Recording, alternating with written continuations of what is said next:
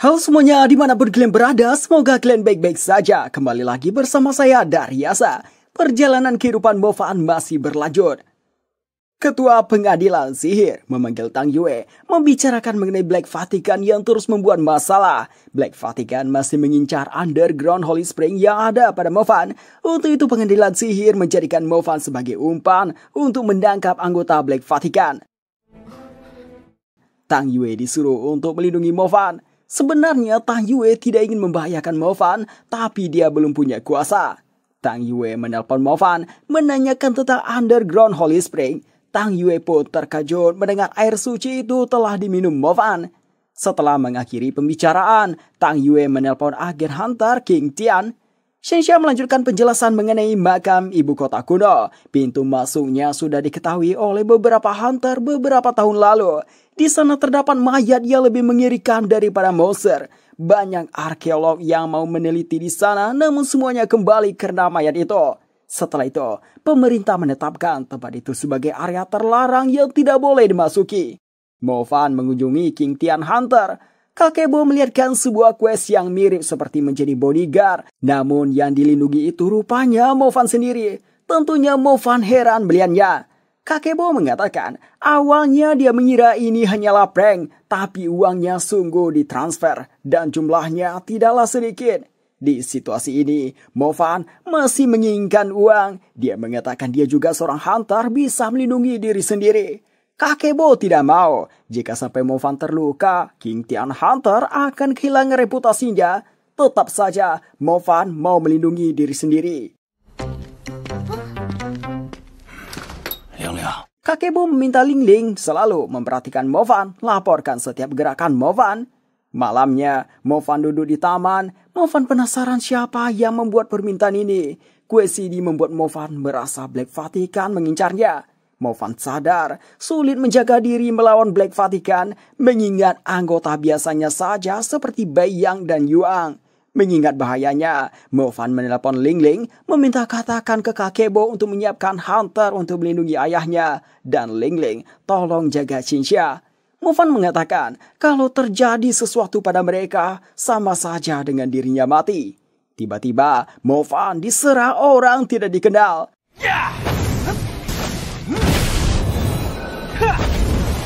Rupanya tidak hanya satu orang dengan elemen angin tingkat menengah menyerang Mofan.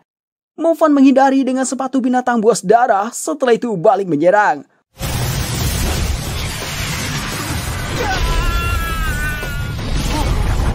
Orang yang bernama Li Tong dibuat tidak sadarkan diri. Dua orang temannya tidak berani lagi melawan. Mereka rupanya dari Universitas Mingqiu. Mereka memberitahu mereka disuruh oleh Jia Wingqing yang tidak suka Mofan bersama Nu Jiao. Karena mereka bukan dari Black Vatican, Mofan melepaskan mereka. Besoknya di sekolah, Mofan menjadi perbincangan karena memberi pelajaran ke senior elemen angin. Mofan menemui Dekan Xiao, mengatakan dia mau pergi ke Menara Tiga Langkah. Dekan Xiao meminta menunggu, dia akan menyiapkan pendaftarannya. Setelah Mofan pergi, seorang profesor mengatakan kenapa tidak menyembunyikan Mofan saja dari pergerakan Black Vatican. Dekan Xiao mengatakan mungkin Mofan punya sesuatu yang dibutuhkan mereka. Jadi Pengadilan Sihir menggunakan cara yang tidak biasa untuk memancing Black Vatican keluar. Si profesor terkejut, soalnya itu sama saja dengan mengancam nyawa Mofan. Dekan Xiao mengatakan dia percaya pada kemampuan Mofan. Mofan anak yang cerdas, jadi mungkin sudah tahu dia diincar. Makanya dia mengajukan pergi ke Menara Tiga Langkah untuk meningkatkan kekuatannya dan berhadapan dengan Black Vatican langsung. Orang yang menyerang Mofan kemarin, Li Tong, ditemui oleh seorang dengan pangkat pendeta dari Black Vatican. Dalam kondisi di bawah tekanan, dia meminta maaf atas kegagalannya, memohon untuk beri dia kesempatan sekali lagi.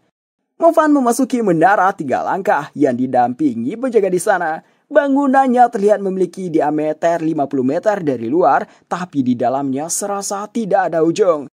Yang bersama Mofan menjelaskan konsep elemen ruang yang dipanggil satu langkah ke depan, tiga langkah tanpa batas. Langkah pertama memerlukan 1000 mil, langkah kedua memerlukan 10.000 mil, dan langkah ketiga tak terhitung panjangnya. Jadi menara ini disebut dengan menara tanpa batas. Menara ini memiliki banyak lapisan. Setiap lapisannya mengandung jenis elemen berbeda dan energi akan meningkat setiap lapisannya. Mereka sampai di tempat tangga menuju ke atas. Si penjaga mengatakan, dari sinilah dimulainya kultivasi Movan. Movan mulai menaiki tangganya. Semakin ke atas, semakin terkuras energinya. Umumnya, penyihir level menengah akan pingsan di tengah perjalanan lapisan pertama. Namun Movan bisa sampai ke lapisan pertama dengan terengah-engah. Movan bisa merasakan tempat ini dipenuhi elemen api. Kecepatan kultivasi di sini 20 kali lebih cepat.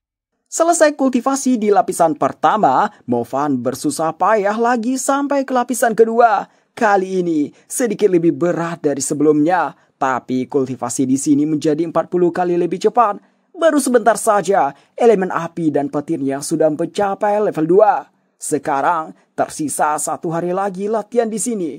Movan menginginkan lebih. Dia mulai menaiki ke lapisan ketiga. Energi yang terkuras jauh lebih besar. Movan sampai terlutut di tengah jalan saking capeknya. Meski begitu, dia menguatkan diri untuk tetap melangkah maju meski pandangannya sudah memudar. Sampai akhirnya, dia bisa sampai di lapisan ketiga.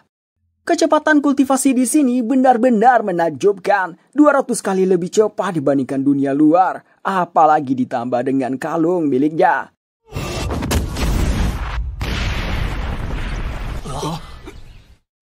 Sehari setelah kembali dari menara 3 langkah, Dekan Xiao memberikan pidato mengenai akan diadakan ujian kampus utama. Murid yang belum mencapai tingkat menengah tidak bisa mengikuti ujiannya. Ujiannya menangkap binatang buas bayangan yang telah melarikan diri. Penampilan terbaik akan diberikan hadiah berlatih di menara 3 langkah. Itu tuh menemui Movan. Dia mengajak Movan bergabung dengan timnya dan Nujiao dalam ujian ini. Namun Movan menolaknya. Alasan kenapa Movan menolak, karena dia tidak ingin orang terdekatnya terlibat dengan Black Vatican. Dalam mencari binatang buas bayangan, Zhao Ting pergi ke sebuah pabrik terlantar dan menemukan keberadaan Black Vatican. Karena dendamnya pada Black Vatican, Zhao Ting memilih membuntuti mereka, meski itu sangat bahaya. Sayangnya, keberadaan Zhao Ting diketahui dan diserang banyak binatang buas Black Vatican.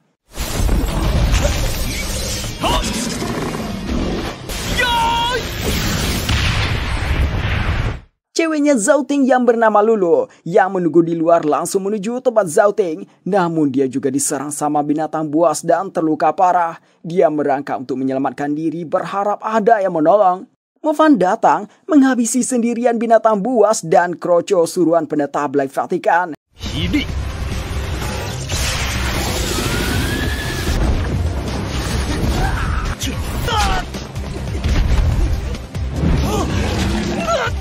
Karena kondisi Lulu parah, Movan langsung bergegas menuju rumah sakit. Dalam perjalanan Lulu tersadar dengan ngomong yang terbata-bata. Dia memberitahu Zhao Ting diculik.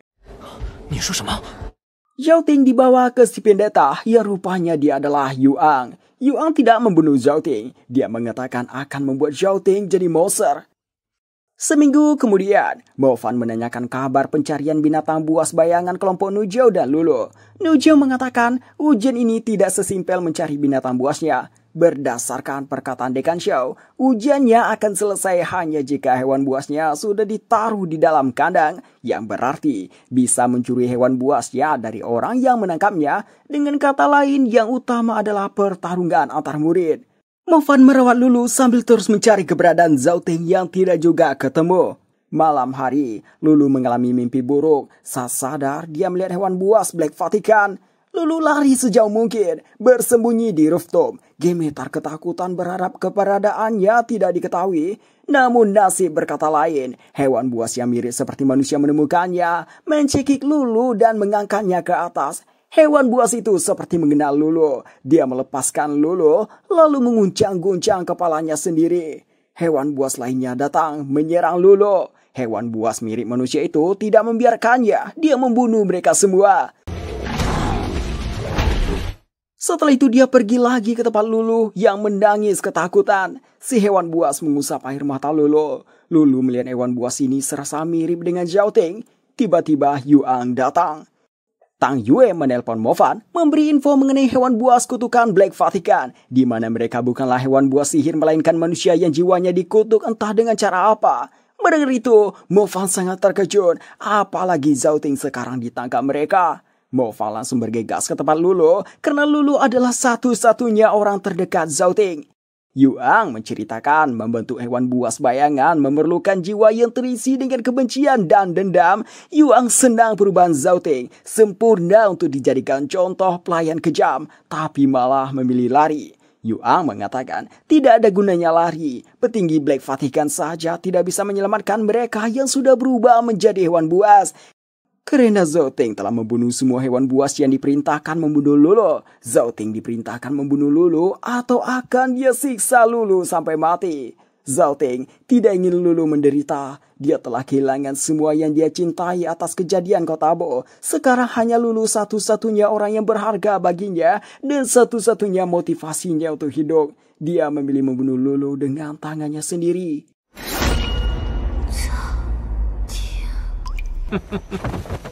Yuang menganggap Zhao Ting tidak berharga baginya. Dia ingin melihatkan pemandangan ini pada Mo Fan dan menjadikan ini peringatan untuk Mo Fan. Setelah itu dia pergi. Lulu menyampaikan pesan terakhir pada Zhao Ting untuk tetap hidup.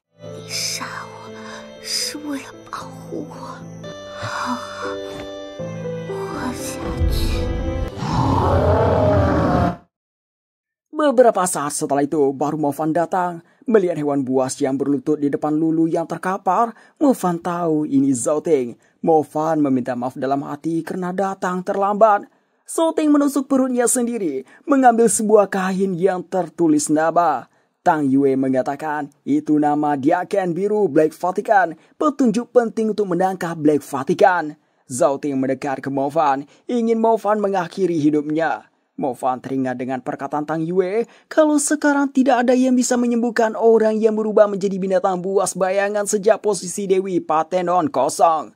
Mo Fan tidak ingin Zhao Ting mengalami penderitaan lebih lama, dan Tang Yue bilang terkadang kematian bentuk kebebasan juga. Dengan berat hati, Mo Fan mengabulkan permintaan Zhao Ting.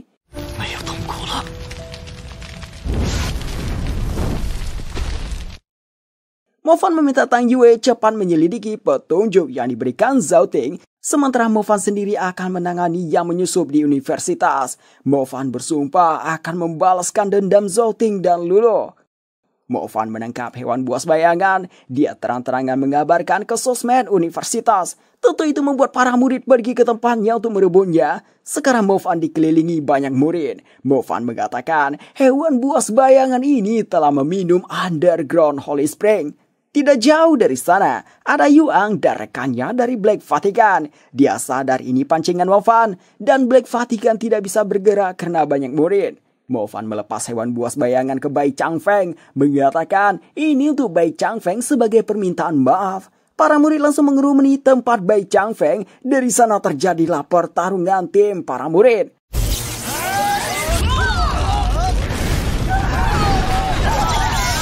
Sementara itu Mo Fan malah bersantai melihat pertarungan mereka. Pihak sekolah yang melihat pertarungan ini menggunakan formasi Ning's Regime tingkat tinggi untuk menekan sihir. Fu Tianming mendatangi Yuang. Fu Tianming juga mahasiswa universitas ini yang menjadi mata-mata Yuang. Dia memberitahu ini tindakan universitas untuk mencegah adanya korban. Sihir ini bertujuan melemahkan sihir yang sangat kuat. Ini sudah disiapkan Universitas Mingchu dari lama. Orang yang bersama Yuang mengatakan kita diuntungkan karena hewan buas Black Vatican adalah makhluk terkutuk sedangkan kekuatan sihir Mo Fan melemah. Hewan buas Black Vatican mulai bergerak mencari keberadaan Mo Fan dan hewan buas bayangan. Kelompok murid yang beranggotakan Li Weng, Song Xia, dan Chang Feng bertemu dengan hewan buas Black Vatican yang terlihat mengacuhkan mereka. Meski begitu, mereka memilih membunuhnya. Mereka penyihir tingkat menengah, tapi mereka sulit membunuh hewan buasnya karena sihir mereka yang melemah. Untuk itu mereka memilih mundur. Mo Fan juga berjumpa dengan hewan buas, tapi Mo Fan bisa menghabisi semuanya dengan sihir roh api, walaupun sihirnya melemah.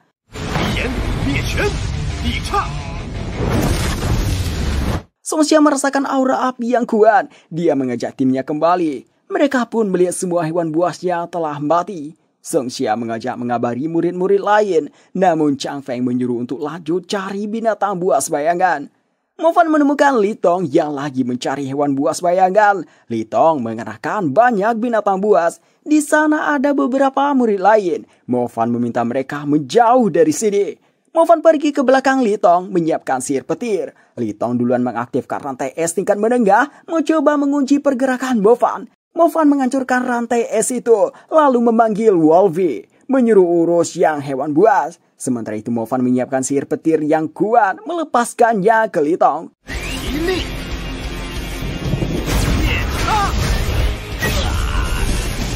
Tubuh Litong dibuat terbakar. Tidak cukup sampai di situ saja Movan menambah rasa sakitnya. Dia menggunakan sihir api sampai membakar tulang Litong. Habis itu Movan bertemu dengan Luo Shong dan Cheng Mingxiao. Mereka marah sama Movan yang mencuri hewan buas bayangan yang awalnya mereka tangkap. Fu Tianming dan Wen Qing datang. Dia mengajak Luo Shong dan Mingxiao bekerja sama untuk menghabisi Movan. Movan sudah memperingati mereka berdua kalau Tianming dan Wen Qing adalah anjingnya Black Vatican. Tapi mereka berdua memilih lebih percaya pada Tianming. Di saat mereka bersiap menyerang Movan, Movan memilih kabur karena dia tidak ingin menambah korban yang tidak bersalah. Selagi berlari, Movan masuk ke dalam kurungan binatang buas. Kurungan ini membuat elemen bayangan Movan ikut melemah serta binatang buasnya, Wolvie, juga melemah. Yang membuat kurungan ini adalah Yuang. Keinginannya untuk membunuh Movan sangat besar. Movan malah mengejeknya, yang membuat rasa marahnya semakin besar. Yuang memanggil binatang buas terkutuk pertama yang dia ciptakan. Zhou Ting sebelumnya adalah yang kedua. Dia katakan Movan akan menjadi yang ketiga. Parahnya, hewan buasnya ini adalah ayahnya sendiri, berada di tingkat warrior. Yuang memerintahkan maju. Selagi itu Yuang disuruh atasannya kembali karena dia sadar telah diawasi. Yuang mengatakan dia akan menyelesaikannya sebentar lagi dan membawa UAS-nya. Karena itu Yuang diberi waktu 15 menit. Sementara itu Movan kesulitan melawan binatang buas. Dia sempat menerima beberapa kali cakaran.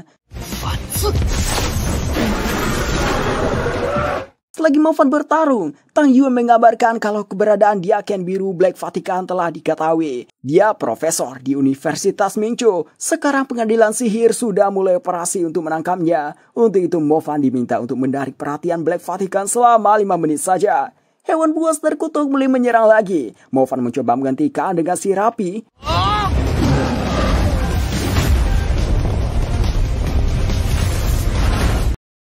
Movan dibuat terluka. Tianming dan Wen Qing menemui Yuang mengatakan Movan telah menjebak kita. HUAS yang ada di dalam perut hewan buas bayangan hanya 1 tetes saja. Movan dibuat jatuh. Di saat dia diserang lagi, HUAS-nya bersinar. Yuang sadar HUAS-nya ada di dalam kalung Movan. Di saat itu juga dia Aken Biru menelponnya menyuruh kembali. Yuang mengatakan HUAS-nya ada pada Movan, meminta waktu sebentar lagi. Si atasan tidak peduli lagi. Dia menyuruh kembali karena posisinya sudah ketahuan. Dia menyalahkan ini semua karena Yuang. Movan akhirnya bisa menggunakan sihirnya lagi karena formasi Ning's Regime ditiadakan. Kurungan binatang buas sekarang bisa dilihat. Para murid memperhatikan dari jauh. Yuang menyuruh Tianming dan Wen Qing membunuh Movan apapun yang terjadi dan ambil HUAS-nya. Setelah itu Yuang pergi. Dengan adanya sihir, Movan bisa mengatasi hewan buasnya dengan mudah. Namun Movan sekarang sudah kelelahan. Meski begitu, Tianming dan Wei Qing takut-takut menghadapi Movan, tapi mereka tidak punya pilihan lain. Mereka berdua memulai menyerang Movan. Serangan Tianming dihindari Movan, sedangkan serangan api milik Wen Qing mengenai Movan. Api itu tidak melukai Movan karena roh apinya lebih kuat. Kini giliran Movan yang menyerang.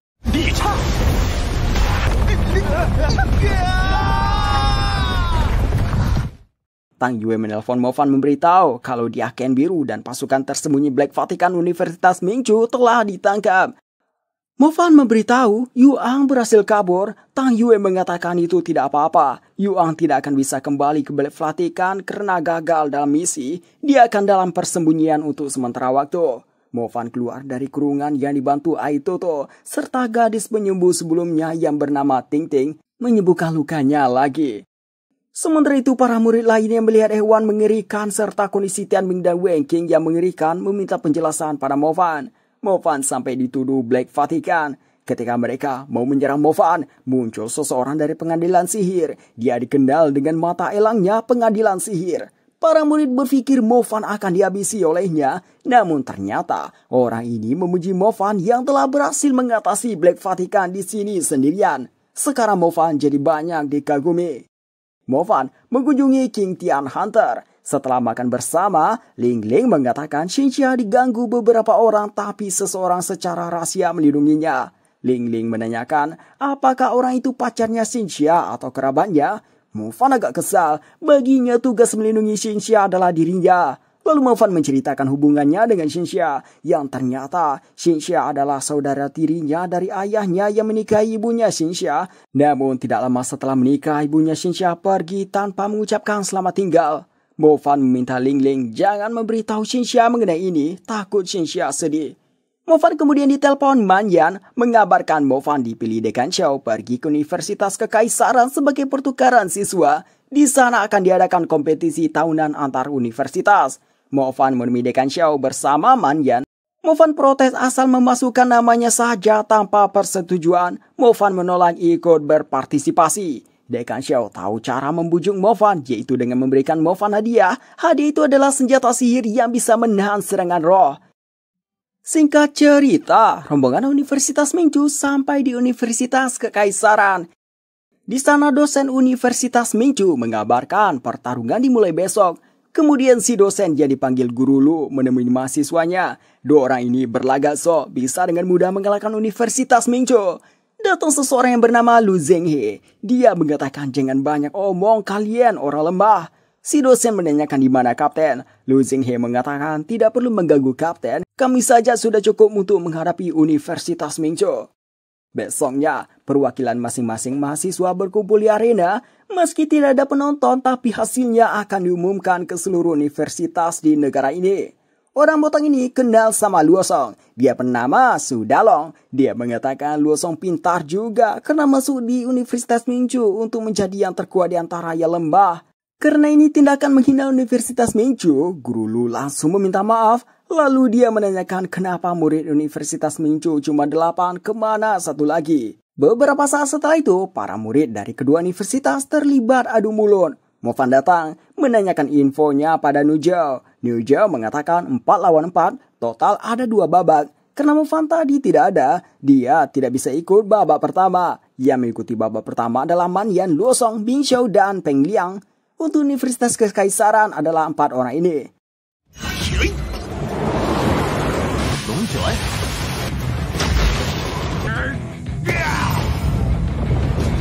Jalannya pertandingan terlihat imbang. Mereka sama memakai sihir tingkat menengah, namun akhirnya dimenangkan oleh Universitas Kekaisaran.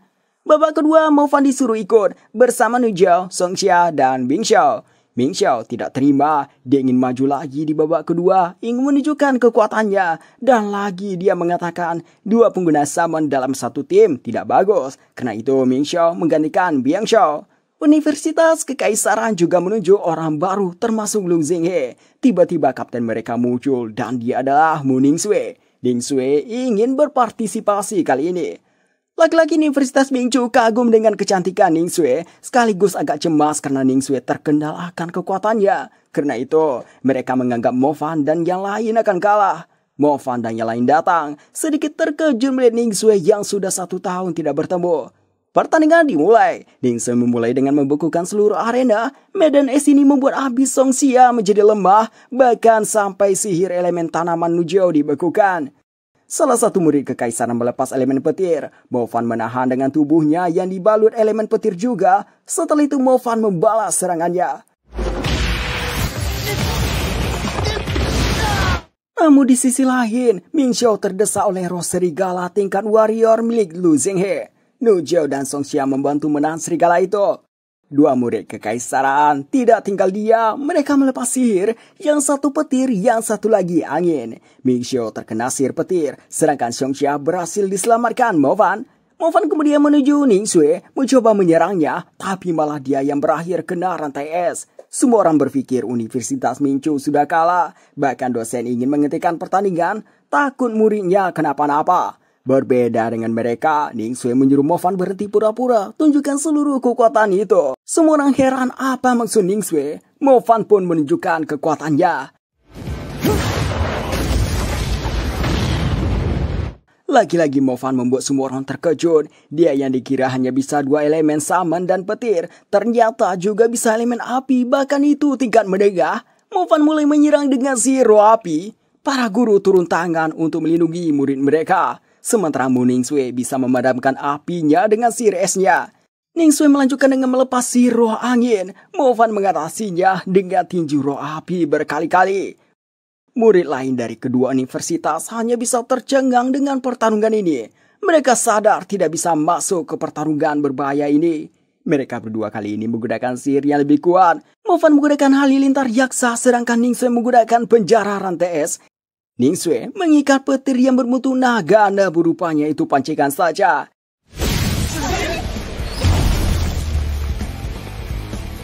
Ningsue sadar Mo Fan sengaja tidak mengenainya. Ningsue pun mengaku kalah. Dengan ini, Universitas Mingzhou memenangkan ronde kedua.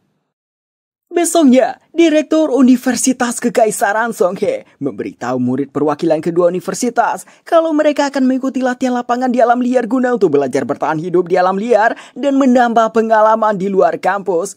Tujuan dari latihan ini adalah ke tengah kota Pohon Emas yang sudah runtuh akibat bencana iblis untuk mengumpulkan data terakhir. Data yang dikumpulkan akan menjadi referensi apakah kota Pohon Emas bisa dibangun ulang atau tidak. Para murid sebenarnya banyak yang keberatan pergi karena takut, tapi mereka harus pergi. Malamnya Mo Fan memberikan Wolfie darah murni serigala tingkat komander, abu tulang dan jantung ras serigala, dan roh jiwa ditambah kekuatan sirapi Mo Fan.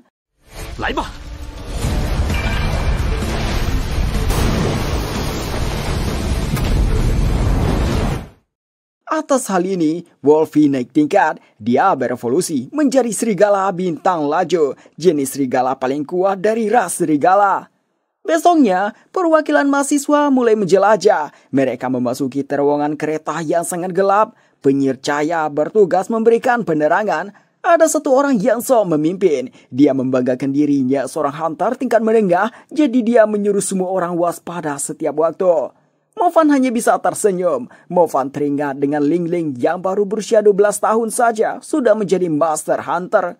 Rupanya mereka diawasi sama monster yang bersembunyi di balik tembok.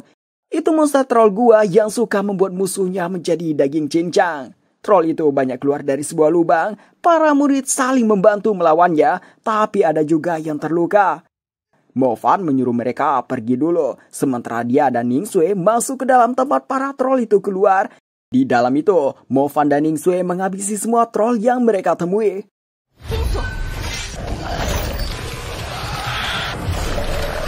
Sementara itu, kelompok murid masih diikuti banyak troll. Mereka mengatasi beberapa, tapi trollnya terlalu banyak buat mereka lawan. Beruntung Mo Fan dan Ningsue datang tepat waktu membunuh semua trollnya.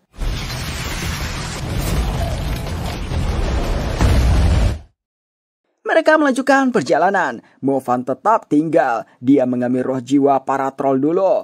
Malamnya mereka istirahat, membuat tenda. Yang laki-laki sedang membuat rencana untuk mengintip para cewek yang lagi mandi di sungai dengan mengandalkan sihir bayangan Peng Ling. Baru saja mau beraksi, mereka berakhir ketahuan. Man Yan dan yang lain berhasil kabur sedangkan Peng Ling ditangkap. Mang Yan dan yang lain bersikap seolah tidak mengetahui apa-apa. Nujou mengatakan dia tadi merasa ada 2 sihir bayangan. Rupanya Mo Fan tadi berhasil mengintip tanpa ketahuan. Hanya Man Yan yang menyadarinya, menanyakan siapa yang terbaik. Besoknya mereka sampai di kota Pohon Emas. Mereka memutuskan masuk ke gedung yang paling besar dan tinggi.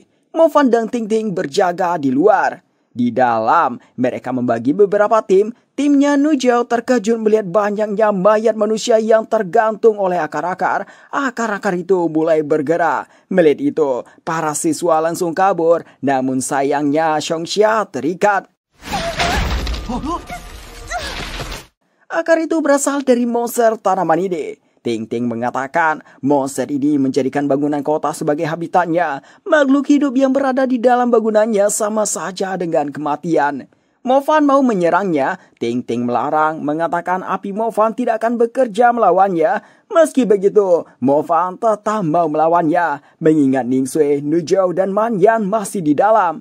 Di saat yang bersamaan, muncul kadal terbang. Auranya saja membuat Ting Ting pingsan. Mo Fan dapat merasakan ini monster yang sangat kuat. Maka dari itu, dia memilih menjauh dulu. Sementara itu di dalam, Ningsue menyelamatkan Xiongxia yang terikat.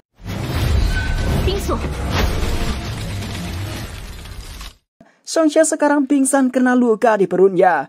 Ning Sui membukukan area lukanya untuk penyelamatan sementara. Di atap gedung, kadal bersayap sedang bertarung dengan monster pohon. Kadal bersayap memenangkannya, memakan monster pohon tersebut. Setelah itu dia pergi.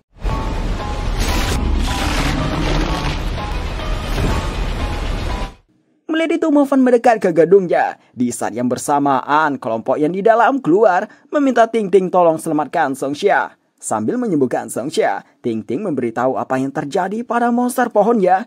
Mendengar itu, banyak yang jadi ingin pulang saja dan berakhir saling menyalahkan. Sampai Mo Fan juga disalahkan. Hal ini kesempatan untuk Mo Fan berpisah sementara dengan mereka. Mo Fan mengatakan dia akan melakukan survei sendirian daripada bersama anjing gak jelas. Man Yan memberikan alat untuk penyelidikan dan peta, sedangkan Nujo memberikan Mo Fan alat sihir penghalang dari air. Mo Fan menggoda Nujo, mengatakan jika dirinya tidak kembali jangan menunggunya, carilah seseorang yang baik untuk dinikahi. Wei, ni胡说些什么？ Mo Fan kembali ke tempat monster pohon. Di sana dia menemukan benih monster pohon. Mo Fan sangat senang mau menjadikan ini sebagai uang. Setelah itu Mo Fan baru melakukan penyelidikan. Zhang Kong menemui Song He. Leher Zhang Kong masih cedera akibat dicakar serigala bersayap. Zhang Kong pertama mengatakan Lu Nian dan anggotanya telah dipecat akibat melakukan hal gila terkait penelitiannya. Lalu menanyakan di mana Mo Fan, Song He mengatakan pergi ke kota pohon emas. Zhang Kong terkejut. Setelah itu dia bergegas ke depan Mo Fan. Mo Fan bertemu dengan serigala mata tiga. Hanya dengan Wolfie saja sudah mudah mengatasinya.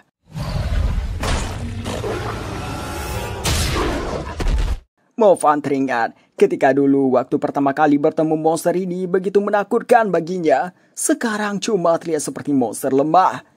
Mo Fan mengumpulkan data menggunakan alat yang diberikan Man Yan. Selagi menunggu, datang gerombolan serigala mata satu yang sangat banyak yang dipanggil serigala mata tiga.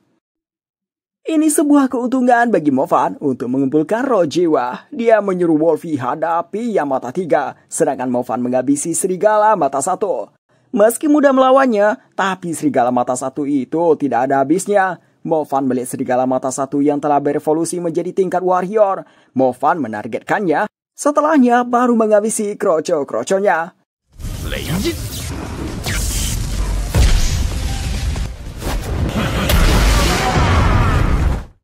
Mo Fan senang dengan roh jiwa sebanyak ini. Mo Fan mau memberikannya ke elemen petirnya untuk naik tingkat. Setelah itu Mo Fan pergi ke lokasi penyelidikan berikutnya sambil mengumpulkan roh jiwa. Sementara itu, kelompok Nujo kesusahan mengambil data karena harus bersusah payah menahan monster kadal raksasa yang menyerang. Ketika data terkumpulkan, mereka buru-buru kabur dari tempat itu. Ting Ting tinggal di gereja untuk menjaga Songxia. Ming Chong kembali dari mengambil air. Dia menceritakan tadi bertemu banyak serangga. Ada laba-laba yang menjalar di tubuh Ming Chong. Ming Chong kemudian seperti orang mabuk. Dia mau menyantap Ting Ting. Beruntung tim penyelidikan cepat kembali dan mengikat Ming Chong. Malamnya Mo Fan kembali. Dia heran melihat suasana saat ini. Melihat Mo Fan, Ting Ting langsung mendekati dan memeluknya. Mo Fan memberikan data dari 2 tempat yang berhasil dia dapatkan. Ming Shou mengatakan pasti Mo Fan tidak bertemu dengan monster makanya bisa mengumpulkan data. Setelah Mayan lihat, rupanya Mo Fan bertemu banyak monster. Bahkan lokasi di kedua penyelidikannya adalah di markas monster kadal. Laba-laba tadi menjalar ke Ming Xuan. Kali ini, Liao Ming Xuan yang menjadi gila. Dia marah ke Mo Fan karena dia anggap Mo Fan sombong. Dia memberitahu Mo Fan kalau Mo Fan hanyalah sampah yang mempunyai keberuntungan. Laba-laba itu kemudian menempel pada Lu Zhenghe. Lu Zhenghe kesal sama sikapnya Ming Xuan yang akhirnya mereka berkelahi. Ning Sui mengajak Mo Fan bicara di luar. Ning Sui menanyakan apakah Mo Fan tidak sadar beberapa orang jadi bertingkah aneh, termasuk Bang Ting Ting yang memeluk Mo Fan di depan semua orang. Mo Fan dengan santai bilang itu wajar karena Bai Ting Ting menyukai dirinya. Mo Fan mengatakan ini sama saat Ning Sui mengajaknya kabur dari rumah waktu dulu. Laba-laba tadi rupanya juga masuk ke Mo Fan. Mo Fan pun jadi terang-terangan memuji kecantikan Ning Sui dengan serius. Ning Sui mengatakan Mo Fan menjadi seperti yang lain. Lalu Ning Sui bilang dia sudah dijodohkan sama orang tuanya dan dirinya tidak masalah pada cinta atau tidak. Setelah itu dia pergi. Mo Fan memanggilnya kembali. Pikiran Mo Fan sudah jernih lagi karena alat sihir fokus pemberian Dekan Show. Mo Fan mengatakan kecurigaan Ning Sui pada semua orang yang berubah terbukti seperti ada yang mengacaukan pikiran. Ning Sui menyimpulkan kekacauan ini membuat orang-orang yang terkena mengungkapkan isi hatinya, seperti Ming Chong yang menyukai Ting Ting, Ming Sui yang benci pada Mo Fan dan Lu Zhenghe, serta Bai Ting Ting yang menyukai Mo Fan. Saat mengatakan tindakan Mo Fan, Ning Sui jadi malu. Mo Fan pergi ke rawa tempat Ming Chong mengambil air untuk menyelidiki masalah ini. Ning Sui sebenarnya mau pergi namun ditolak sama Mo Fan. Tiba-tiba terjadi ledakan dari gereja. Para murid saling bertarung satu sama lain akibat beberapa di antara mereka terkena efek pengendali pikiran. Melihat itu, Ning Sui membawa Mo Fan ke rawa tempat Ming Chong mengambil air. Di dalam perjalanan, Mo Fan melihat banyak mayat monster. Sampainya di rawa, Ning Sui membekukan seluruh rawanya. Laba-laba kecil menjalar dari sana. Mo Fan langsung menginjak-injak mereka. Dari dalam rawa muncul laba-laba raksasa yang langsung menyerang. Mo Fan menyerang dengan combo serangan api dan angin milik Ning Sui, namun tidak berefek pada laba-laba. Laba-laba itu menyemburkan semacam lumpur. Lumpur melelehkan apa yang terkena. Ning Sui kemudian mengikatnya dengan rantai es, diikuti dengan serangan petir yaksa Mo Fan. Tapi tetap saja laba-laba itu masih bisa bertahan. Ning Sui memilih menggunakan serangan terkuatnya, panah kristal es yang membukukan setiap yang dia lalui.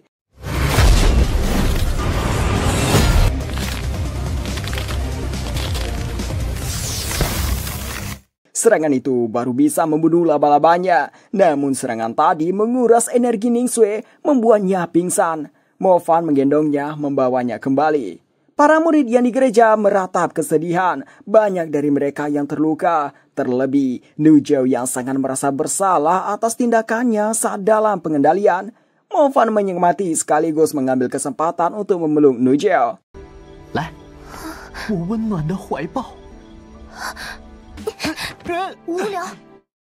Dari kejadian tadi, rupanya Ming Chong terbunuh. Min Xuan lah yang melakukannya. Sekarang dia sangat merasa bersalah. Mereka tidak ada yang menyalahkan Ming Xuan karena tahu tidak bisa berbuat apa-apa dalam pengendalian pikiran. Banyak yang mengajak kembali saja. Mo Fan dan Ning Sui memutuskan kembali. Meski misi belum selesai, tapi data yang didapat sudah cukup. Setelah menguburkan Min Chong dan memberikan penghormatan, mereka berjalan kembali. Saat hampir keluar dari kota mengerikan ini, mereka berjumpa dengan penyihir militer yang dipimpin Lunian. Lunian adalah kakaknya Lu Zhenghe. Para siswa senang mengira penyihir militer datang menyelamatkan mereka. Manyan berbisik ke Mo Fan, mengatakan seragam mereka sedikit janggal, berbeda dari seragam penyihir militer. Benar dugaan Manyan, Lunian menyuruh pasukannya bunuh semuanya kecuali Mo Fan. Lu Zhenghe meminta kakaknya tidak begitu dan memberitahu kalau mereka semua adalah murid yang sama latihan dengannya. Justru karena itulah Lunian ingin melenyapkan mereka karena dianggap saksi mata. Serangan mulai dilakukan.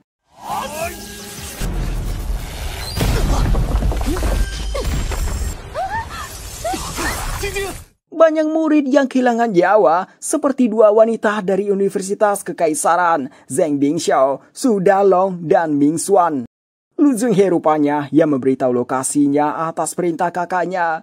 Lu Zhenghe melakukannya untuk membantunya bertarung dengan Mo Fan, dan dia tidak menyangka kakaknya akan melakukan hal kejam begini. Dia merasa bersalah, berusaha melindungi yang lain. Kakaknya sudah menyuruhnya menyingkir atau akan dia bunuh, tapi Lu Zhenghe tetap tidak mau. Lu Zhenghe tidak percaya kakaknya melakukan ini. Kakaknya memperingati lagi yang akhirnya Lu Zhenghe pergi ke sisi kakaknya. Mo Fan tidak membiarkannya. Dia menyerang Lu Zhenghe dari belakang, sementara kakinya diikat sama Nu Zhao.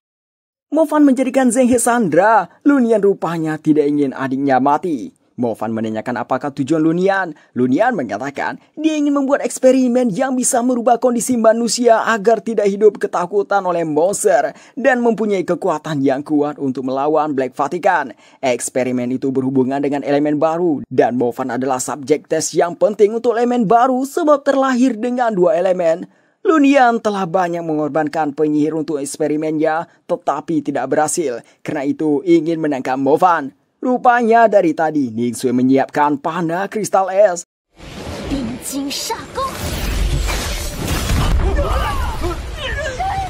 Lunian dan semua bawahannya dibuat membeku. Mo Fan tahu ini belum cukup. Dia menyuruh semuanya pergi. Mo Fan menyerahkan Ning Sui yang pingsan pada Man Yan, berpesan apapun yang terjadi, jangan sampai Ning Sui kehilangan nyawa. Para murid menuruti perintah Mo Fan, sementara Mo Fan sendiri kembali ke kota Pohon Emas. Beberapa saat setelah itu, Lunian dan beberapa bawahannya yang kuat terbebas dari es Ning Sui, sementara yang lemah menemui ajalnya. Mo Fan sampai di rawa markas kadal raksasa, namun kelompok Lunian yang tanpa Lunian berhasil mengejarnya. Mo Fan kejar-kejaran dengan mereka sambil menghindari kadal raksasa. Mo Fan berhenti di tumpukan bangunan, ya rupanya itu tempat bos kadal di sini. Kadal bersayap yang membunuh monster pohon sebelumnya. Beberapa saat kemudian, kelompok Lunian datang. Mereka menyuruh Mo Fan menyerah saja. Mo Fan malah tersenyum. Dia menembak tumpukan bangunan di belakangnya sehingga banyak kadal keluar dari sana. Jadi, baik itu Mo Fan ataupun pasukan bawahan Lunian disibukkan dengan melawan banyak kadal. Dalam kondisi seperti ini, Mo Fan kultivasi untuk meningkatkan sirapinya. Sementara Wolfie terus melindungi Mo Fan dari segala serangan sampai dia terlihat lelah, namun usahanya itu terbayarkan. Mo Fan berhasil menaikkan level roh apinya ke level 3 dan langsung melepaskannya.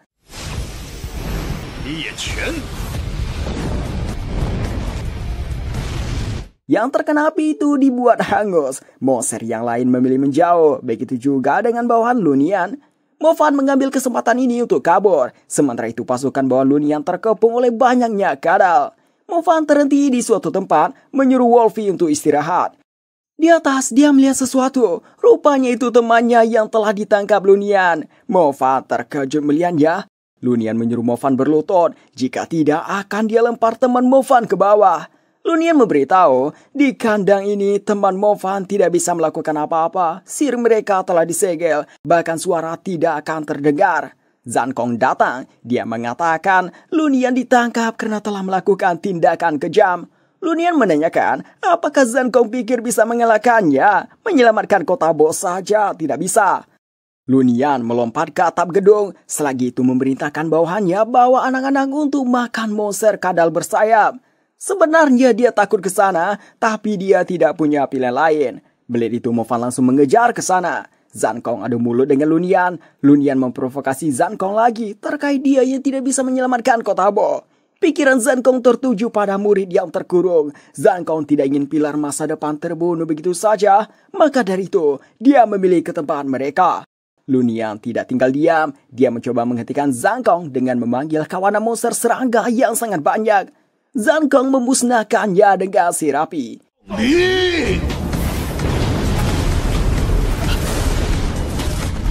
Sementara itu, teman Mo Fan hampir sampai di sarang kadal bersayap. Si kadal terbangun dan menyadari keberadaan yang mendekat. Temannya Mo Fan tampak ketakutan, soalnya mereka sudah melihat kekuatan monster ini. Bawahan Lunian yang bertarung dengan Mo Fan tadi menghampiri Mo Fan, meminta Mo Fan jangan ke tempat monster berbahaya itu. Para bawahan Lunian ini telah sadar, mereka menyesal telah mengikuti Lunian. Mo Fan tetap ingin menyelamatkan temannya. Melihat tekan Mo Fan itu, dia memberikan Mo Fan benih darah sebagai bentuk rasa bersalah mereka. Namun, benih penelitian Lunian ini sangatlah ditentang oleh organisasi 5 benua. Pemerintah pun melarang penelitian benih ini lebih lanjut. Karena tidak ada yang tahu kekuatan di dalamnya apakah berbahaya atau tidak. Tapi yang jelas memiliki kekuatan yang sangat besar. Orang-orang takut padanya sehingga menyebut benih ini dengan darah iblis. Yang paling berisiko adalah efek pada penggunanya. Mo Fan mengambil resikonya menggunakan benih darah.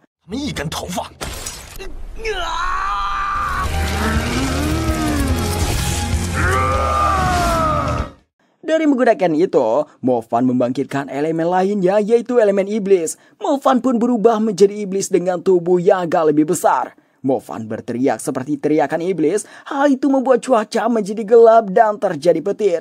Mo Fan berlari menuju kadal bersayap. Kadal-kadal kroco pada melarikan diri melihat Mo Fan.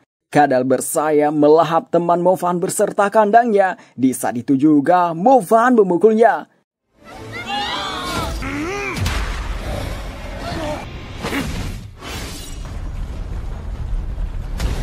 Mo Fan sendiri heran kenapa dia menyelamatkan orang-orang ini. Dalam pikirannya menyuruhnya tidak boleh menyentuh mereka sehelai rambut pun. Mereka pada terkejut melihat Mo Fan yang tidak mengenal mereka. Mo Fan membawa mereka ke tempat jauh, lalu kembali ke dekat kadal bersayap. Si kadal bersayap menembakkan angin, Mo Fan menghindari itu. Mo Fan membalas dengan rentetan sihir.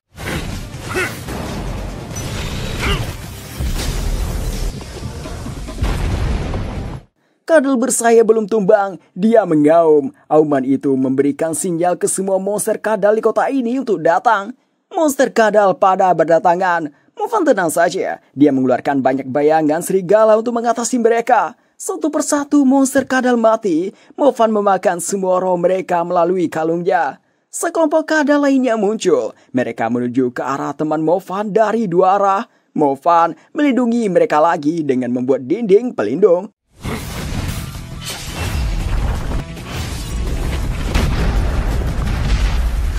Kadal bersayap menggunakan kesempatan ini untuk kabur. Melihat itu, Mo Fan langsung mengejarnya. Bahkan dia lebih dulu sampai di depan kadal bersayap. Namun Mo Fan terkena serangannya.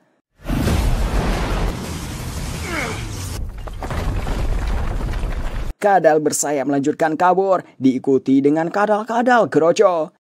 Man Yan memanggil Mo Fan, meminta bantu Zhan Kong. Saat ini Zhan Kong terdesak oleh Lun Yan yang terus menembaknya. Lun Yan pun mengejek kemampuan Zhan Kong yang hanya segini. Lun Yan menggunakan kemampuan yang dia sebut lengan batu. Zhan Kong mencoba menembakkan sihir api. Lun Yan menggunakan lengan batunya membuat sihir api itu menjadi batu. Sekarang Zhan Kong tidak punya lagi perisai pertahanan. Di saat Lun Yan mau mengakhiri Zhan Kong, tiba-tiba muncul Mo Fan.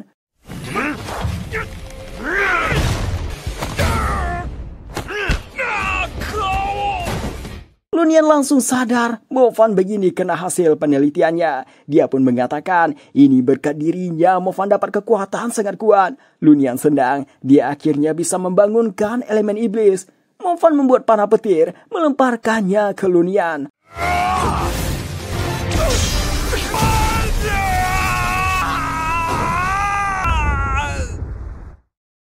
Lun Yan berakhir lenyap. Zhan Kong dan yang lain pergi ke tempat Mo Fan. Zhan Kong meminta yang lain jangan mendekat ke Mo Fan karena saat ini Mo Fan kehilangan kesadarannya. Zhan Kong mengajak menemukan cara memulihkan Mo Fan dari perubahan ini. Sebab sejauh ini tidak ada yang selamat dari menjadi iblis. Mendengar itu, teman Mo Fan menjadi terkejut. Zhan Kong bicara dengan Mo Fan yang mengalami sakit pada kepalanya. Zhan Kong mengatakan ada cara untuk keluar dalam situasi ini, yaitu dengan memakan roh. Zhan Kong meminta Mo Fan mengendalikan diri agar dia bisa membawa Mo Fan kembali ke Departemen Kesehatan. Di sana Mo Fan akan diberikan banyak roh untuk melindungi ditelannya jiwa Mo Fan. Mo Fan tidak melakukannya. Sepertinya dia tidak bisa menahan lagi kesadarannya. Dia pun memilih pergi.